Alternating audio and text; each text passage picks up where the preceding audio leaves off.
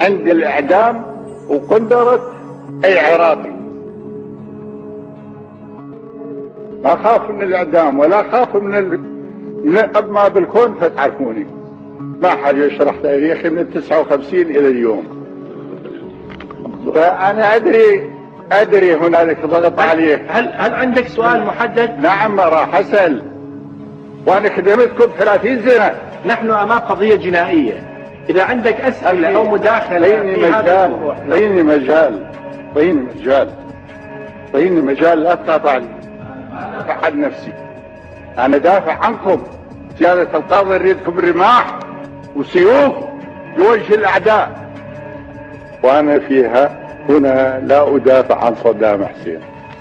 سبق أن قلت أن نفس صدام حسين أكبر من أن يدافع عنها حتى صدام حسين.